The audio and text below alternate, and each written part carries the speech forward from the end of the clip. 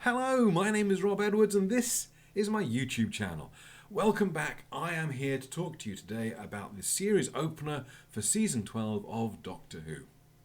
At last, long last. You guys got some episodes of Doctor Who on January 1st, on the 1st of January, and I've had to wait until the 9th before I got anything on TV here in Finland. But it is finally here, and we actually yesterday got the opening two-parter, so I can talk to you today about Spyfall as a whole. I am going to give you my overall thoughts about the episode. I'm going to talk about what really worked for me, and a couple of things which didn't really land for me as well. And I'm going to try and keep as spoiler-free as possible at the start, although I would imagine that you guys all saw this long before I did. But I have to say that I was spoiled for this episode. YouTube, Doctor Who, recommendations were enough to spoil the big turn at the end of episode 1. And I really regret that. I really regret not going into Spyfall Part 1 completely spoiler-free. I'm really interested on whether I would have picked it up, whether I would have seen it coming, and how I would have felt in the moment. But it was not to be, and it was never really going to be, with a sort of an 8-day lead time before I got to watch the episode. So there we go, life goes on, that is what it was. Now, I had a look back at my overview of Season 11, and in that I talked about a few things which I thought Season 11 didn't give us. It didn't give us a really strong villain. It didn't give us an overarching plot line for the season. At the time I'd thought that might be a good thing, but I really missed it in the actual reality of Season 11. And we didn't ever get an episode which was, oh my god, that's amazing! We got some really strong episodes in Season 11, but they were exceptions to the general mediocrity of Season 11. So, what did I think of Spyfall? What did I think of parts 1 and 2 of Spyfall when I watched them together with my wife last night? It was a bit good, wasn't it? I mean, I have to say, it was probably a better story than anything that we have seen for Jodie Whittaker's Doctor so far. Anything that was in Season 11, certainly better than the finale, better, I think, than the New Year's special, Resolution last year. Generally a step up to the mark that I am looking for. Was it perfect? No, it wasn't. There were a few things which didn't really work for me, and a few things which are a holdover of things which didn't work for me. But we got some really, really strong things in this two-parter that I had been missing, and I am delighted to see them in there. Generally, I think, well, one story does not make a season, but right now I'm feeling more optimistic about Doctor Who than I have since Capaldi left, basically. So I am really excited about the rest of this season, and good on you, Chibnall. You've managed to write an episode of Doctor Who that I genuinely enjoyed. Okay, so from here on, I've got to talk spoilers, because that's kind of what it's all about, really. The big turns in this episode were big turns, and I need to talk about them. So if you haven't seen this episode of Doctor Who already, you must live even further out than Finland. So I know I said I was going to stay spoiler-free as long as possible, but I want to talk about the spoilers. So yes, my general sense, such a step up from the last season. I really enjoyed it. Really strong season opener. Go watch it. I enjoyed the performances by all of our regulars, and the production values that I was so taken with last season have not gone away. So the combination of those two elements makes this a really strong season opener. So yes, thumbs up. But we're going to get to talk about spoilers now, because spoilers. The Master is back, and I am so excited by that. I'm slightly worried, it's Doctor Who. You can't necessarily go all in on any one emotion at any given time. I'm slightly worried that they've overcorrected and we're going to have a season full of returning monsters and returning villains and returning this and returning that, and that would be a mistake as well. But as long as we can keep a mix of new stuff and old stuff returning, I am all for it. And this particular returning character of the Master was done supremely well. I loved it. I wish I hadn't had his arrival spoiled for me.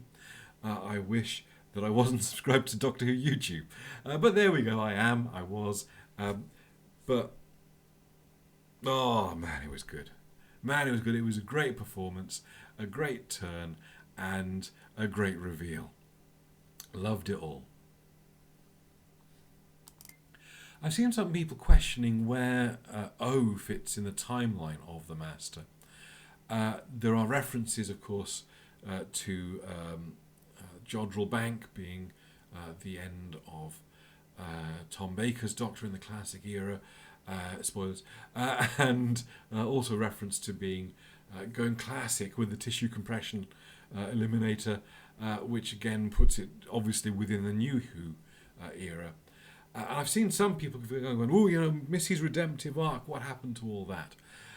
I still think it's entirely possible that O comes after Missy, because we don't know yet what it is he discovered about Gallifrey. Because I could see Missy regenerating, still feeling, you know, the redemption that she found with Capaldi's Doctor, going back home to try and make amends, to try and find where he fits into this world, and then discovering this secret about the timeless child, this thing which wasn't easy for him, to use his words. And I think it's possible that broke him. And I think it's possible that he went back to his old ways because of the secret that he discovered. And if that's what happened, that's really interesting. And I am really excited to see where they're going with this. Will we get a satisfying resolution to it? Who knows? But I'm excited to give them a chance to bring it to us. So, what didn't land for me? There were mostly, actually, not much. There were lots of little quibbles I have. There was still quite a lot of expository dialogue. I mean, that's kind of Doctor Who, but I feel there could have been more interesting ways to deliver some of the information that we got. I thought we came dangerously close to Big Arm Sonic Screwdriver. We didn't quite get there. So that's something, but I still think it's something that Jodie is doing, which is, you know, not a favourite thing of mine. One thing which really did strike a strange note for me was the way that 13 leapt to mind wiping, essentially, Ada Lovelace, and I didn't catch the name of the spy lady, Kur, I think maybe. Given the reaction when the Doctor mind wiped Donna way back, and how that must make the Doctor feel, and given that when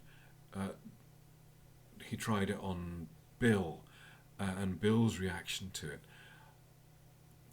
I think that it felt strange that it was such a simple go-to strategy for the Doctor in this episode. It felt too easy. It felt too light. And likewise, on the subject of too easy, too light, while I enjoyed the Bill and Ted kind of, we must remember to go back and fix the plane so that they can get out of it. Funny, I enjoyed it in the moment, but it is one of those things where you go to that well once, it does start getting into the point where you go, well, why can't I do it the next time? Why can't I do it the next time? Why can't I do it the next time? And it's better if you'd never gone there, I think. I don't want that to be a recurring thing. I don't want them to be able to go back and fix their mistakes constantly. It just doesn't work. I guess the slight out there is that at no point is the Doctor stepping back into events that she experienced to perform the rescue. Oh, yeah, I'm not a fan. Funny at the time, enjoyed it in the moment, but the more I think about it, the less keen I am on it. But that's it, really. I have to say, generally speaking, there were a few dud moments in this episode, but generally, I was content. I was happy with what we got.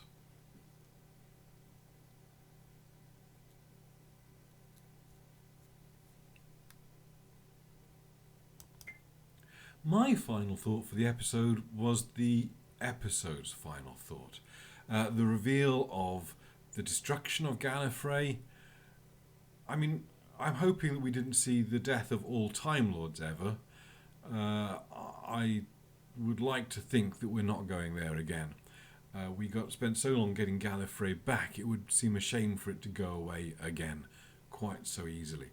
But I can certainly see them having destroyed the major power base for the Time Lords, and maybe at some point in the future we're going to get a story where the Doctor joins the survivors in helping to rebuild Gallifrey. Maybe, I don't know.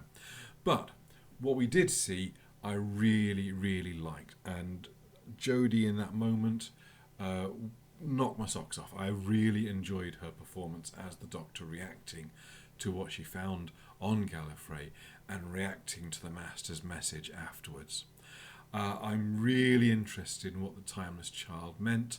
I have resisted the urge to go and sort of press pause on the sort of tiny flashback we got, because we saw obviously a scene from the Ghost Monument where the Remnants, was it they called then, where they were mentioning the Timeless Child last season.